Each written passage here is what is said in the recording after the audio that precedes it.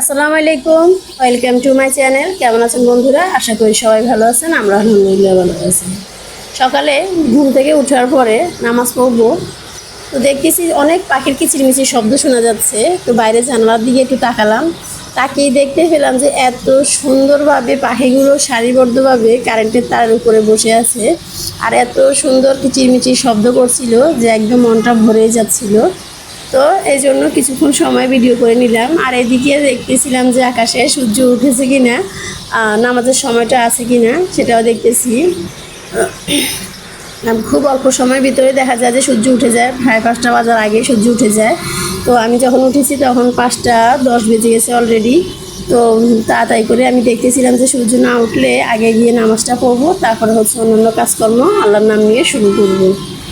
তো সকালে নাস্তাটা আর শেয়ার করা হয়নি, আসলে খুব সকাল সকাল আমাদের খাবারটা রেডি করে ফেলতে হয়। তো দেখা যায় যে তাড়াহুড়োর মধ্যে কখন কি করে ফেলি, তখন আর আসলে অতটা ভিডিও করার চিন্তা ভাবনা মাথা থাকে না। অনেক সময় দেখা যায় চট জলদি করে শেষ করব, না হলে আবার খাবার দিতে দেরি হয়ে যাবে। সেজন্য দেখা যায় তাড়াহুড়ো করে কাজগুলো শেষ করে ফেলি। তো সেজন্য অনেক সময় ভিডিও করতে পারি, আবার অনেক সময় পারি না। যখন দেখি যে গোছানো আছে তখন করে নিই, আর যখন দেখি যে না কিছু গোছানো নেই, সব কিছু নতুন করে করতে হবে, তখন কি করি আর ভিডিওটা করার প্রস্তুতি থাকে না। তো এই জন্য আর একদম সকালে করলাম না। তো দুপুরবেলায় চলে গেলাম একবারে। দুপুরে আজকে আমি কচুরমুখী রান্না করব একদম তেল ছাড়া। তো বিনা তেলে কিভাবে আমি কচুরমুখী রান্না করব সেটা আজকে আপনাদের সাথে শেয়ার করব। খুব শুনতে খুবই আশ্চর্য লাগছে, তাই না? আসলেই দেখতে থাকুন কিভাবে আমি কচুরমুখীটা রান্না করি। তো প্রথমে যে কথাটা বলতে চাই, আসলে আমি এখানে হচ্ছে কচুরমুখীর মধ্যে একটু লবণ আর হলুদ দিয়ে সামান্য একটু মাছটা যে তেলে ভেজেছিলাম সে তেলের মধ্যে হচ্ছে ভেজে নিচ্ছি। ভেজে নিলে তাহলে তাড়াতাড়িটা সিদ্ধ হবে। অনেক সময় দেখা যায় যে একটু গলা কুচকুচু করতে থাকে, মানে চুলকায়। তো সেজন্য একটু ভেজে নিলে আর গলাটা চুলকানোর কোনো সম্ভাবনা থাকে না। তো এখানে আমি পাতিল বসিয়ে দিয়েছি কড়াই। তো কড়াইয়ের মধ্যে আমি দিয়ে দিচ্ছি পেঁয়াজটা থেতো করে, আসলে কুচি করে নিয়েছিলাম, পরে মনে করলাম যে কুচি না করে আসলে থেতো করে দিলে ভালো হবে। তো হামানদিস্তে একটু থেতো করে নিয়েছি, তারপর আমি এটা কড়াইতে দিয়ে দিয়েছি।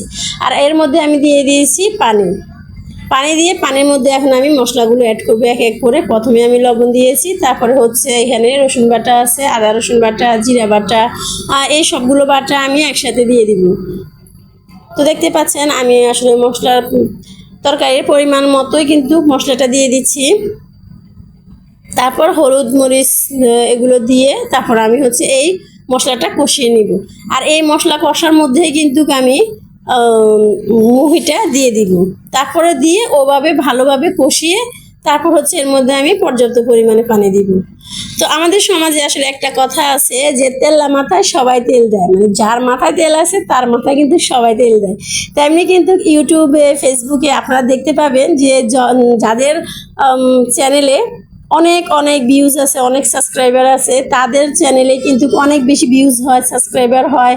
মানে মানুষে খুব মানে ওদেরকে আর কি যাদের আছে তাদেরকে আরও বেশি সাপোর্ট করে, আরও বেশি উৎসাহ করে, আরও বেশি ভিউজ করে, সাবস্ক্রাইব করে।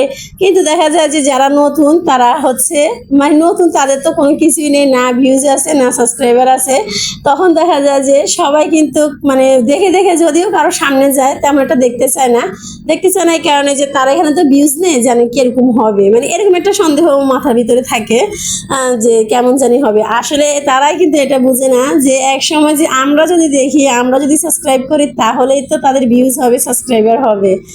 তো সেরকমভাবে আর কি একটা মানে বললাম যে আসলে আমাদের যখন ভিউজ হয় না, সাবস্ক্রাইবার হয় না, তখন দেখা যায় যে অন্য কেউ আসলে আমরা দেখতেও চায় না, সাবস্ক্রাইবও করতে চায় না। আর যাদের অনেক অনেক সাবস্ক্রাইবার, অনেক ভিউজ, তাদেরটা কিন্তু সবাই দেখে আর তাদের আরও বেশি বেশি সাবস্ক্রাইব করে ভিউজ হয়। তো দেখতে পাচ্ছেন তরকারিটা রান্না করে আমি কি করেছি, আমি এখানে তেল আর পেঁয়াজ দিয়ে বাগারটা দিয়ে দিয়েছি যাতে করে তরকারির স্বাদটা ভেজে তরকারিটা খেতে খুবই অসাধারণ হয়।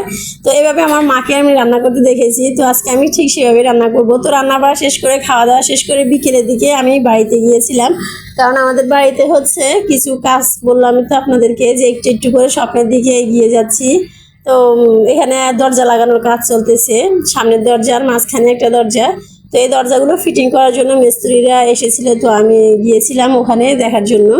তো ওনারা কাজ করতেছে, ওনাদেরকে রেখে আমি আসরের আজানের পরে মানে রওনা দিয়ে দিলাম চলে আসার জন্য।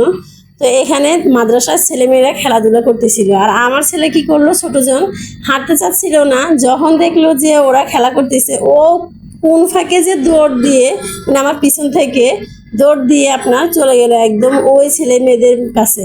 মানে আমি তো অবাক হয়ে গিয়েছি যে এতক্ষণ ওকে আমি হাঁটাতে পারছি না, এখন ও দৌড়ে চলে যাচ্ছে আর মানে ওখানে খেলবে। তো ওর পিছিয়ে পিছিয়ে আমিও দৌড়াচ্ছি, কিন্তু ওকে তো ধরার কোনো সাধ্য নেই, ও খুব দৌড়াচ্ছে।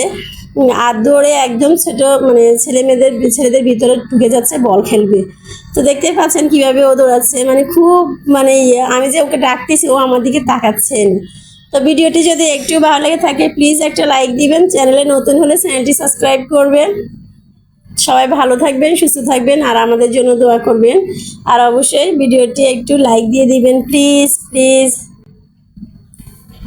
সবাই ভালো থাকবেন, আল্লাহ হাফেজ, আসসালামু আলাইকুম।